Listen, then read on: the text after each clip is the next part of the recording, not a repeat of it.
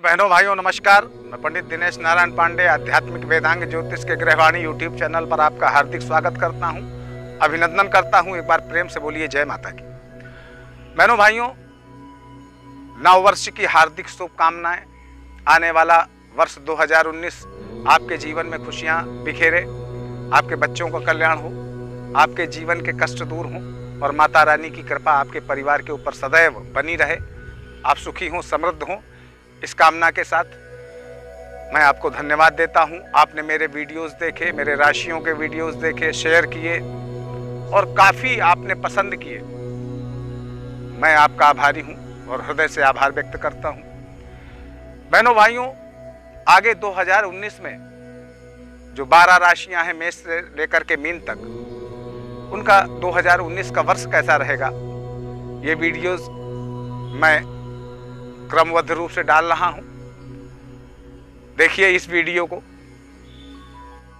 आदरणीय बहनों भाइयों, इस वीडियो में मैं बताने वाला हूं 2019 का वर्ष मिथुन राशि के लिए कैसा होगा।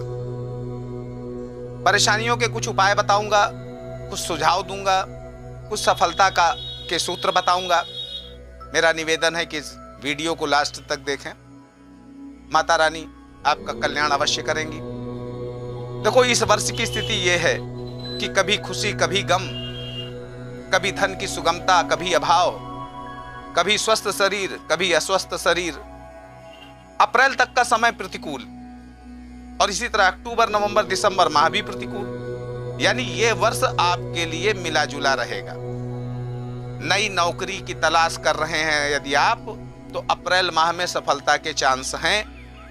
आपके पास पैसा आएगा, जरूर आएगा इस वर्ष, पर बचने की स्थितियां कमजोर हैं। स्थायी संपत्ति बेचना चाह रहे हैं तो प्रयास आपके असफल होने के चांस ज्यादा हैं, या जो आप चाहते हैं, जैसी कीमत चाहते हैं, जैसे दाम चाहते हैं, वैसे दाम मिलने की स्थितियां कमजोर हैं। भाइयों और मित्रों में अकारण तनाव की स्थितियां पैदा होंगी, मतभेद की स्थितियां पैदा होंगी और पड़ोसियों से भी मनमुटाव हो सकता है। बहनों भाइयों, इस वर्ष व्यापार या नौकरी के प्रति आपको ध्यान देने की ज्यादा जरूरत है। नौकरी पेशा व्यक्ति नौकरी बदलने के बारे में ना सोचे, तभी अच्छा रहेगा। यदि कोई काम करना चाहते हैं तो सिर्फ योजना ही ना बनाएं, बल्कि उसको क्रियान्वित भी करें।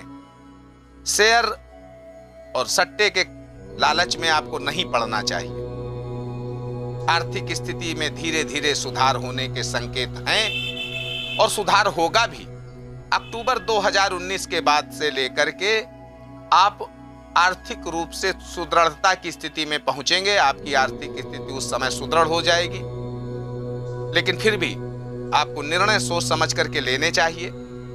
अगर आप ज्वेलरी खरीदने के इच्छुक हैं तो फरवरी और अप्रैल से लेकर के जुलाई, फरवरी माह और अप्रैल से जुलाई तक का समय आपके लिए ठीक है। महिलाओं की बात करूं तो इस वर्ष मेरा निवेदन है कि आप अपने क्रोध पर नियंत्रण रखें, वरना खटपट की स्थितियां बनेंगी। संतान की चिंता के कारण आप ज्यादा परेशान रह सकती हैं। छोटी छोटी बातों को दिल से नहीं लगाना चाहिए। अगर ऐसा करेंगी तो ये बेहतर होगा। यदि आपको मानसिक शारीरिक परेशानी ज्यादा महसूस हो, आपको रात में नींद आने में दिक्कत हो, तो मकान के नैऋत्य कोण यानी दक्षिण पश्चिम के कोने में सोएं और दक्षिण की दिशा में सर रख करके सोएंगे तो आपको अच्छी नींद आएगी और आपका स्वास्थ्य भी ठीक रहेगा, लाभ मिलेगा। स्वास्थ्य की बात करूं तो खान पान पर ज्यादा ध्यान दें। आप गरिष्ठ और अभक्ष्य भोजन से बचने का प्रयास करें। जनवरी से अप्रैल के बीच तो विशेष सावधान रहें। चिंता तनाव से बचना चाहिए और आपको विनम्रता रखनी चाहिए। जुलाई व सितंबर का महीना स्वास्थ्य के लिए भी प्रतिकूल हो सकता है। अगर आप ब्लड प्रेशर के मरीज हैं, शुगर के मरीज हैं या हार्ट के पेशेंट हैं, तो मेरी सलाह है कि आपको रूटीन चेकअप जरूर कराते रहना चाहिए। विद्यार्थी वर्ग की बात करूं तो यह वर्ष अच्छा है, अच्छे परिणाम आपको अवश्य मिलने वाले हैं। कॉमर्स के स्टूडेंट के लिए तो बहुत अच्छे चांस हैं। विज्ञान वर्ग वालों को पढ़ाई पर ज्यादा ध्यान देने की जरूरत है, ज्यादा मेहनत करने की जरूरत है। विद्यार्थियों को अगर विदेश जाने के इच्छुक हैं तो निश्चित ऐसे अवसर उनके जिंदगी में आएंगे, विदेश जाने के मौके मिलेंगे। नौकरी करने वालों के प्रमोशन के चांस भी अच्छे हैं।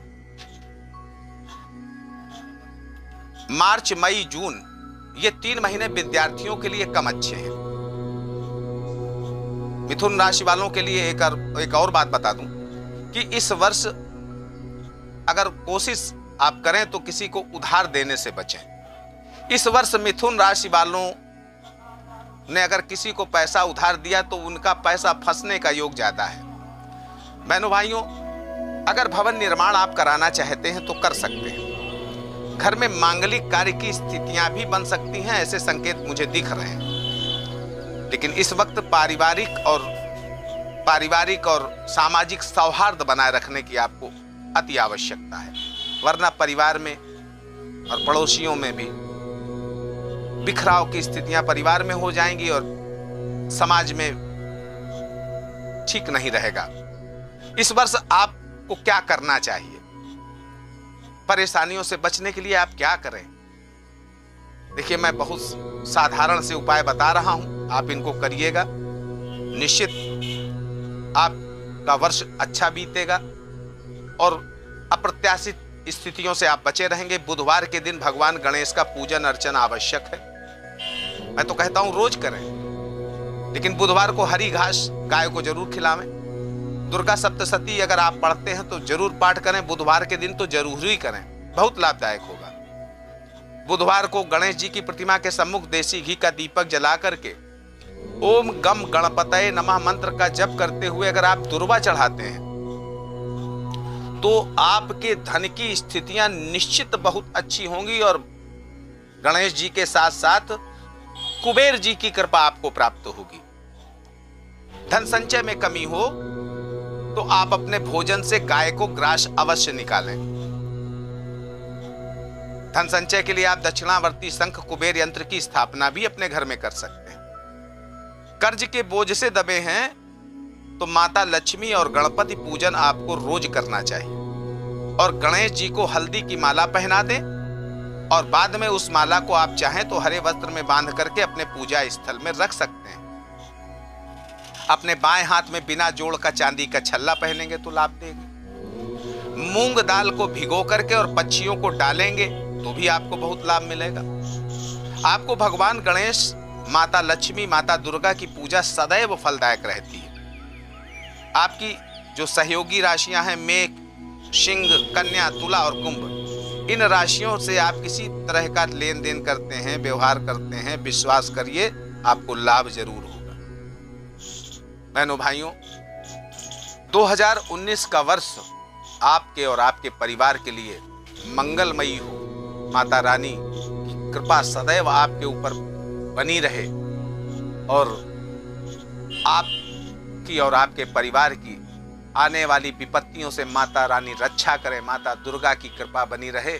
इस कामना के साथ मैं पंडित दिनेश नारायण पांडे आपसे विदा लेता हूं। एक बार प्रेम से बोलिए जय माता की।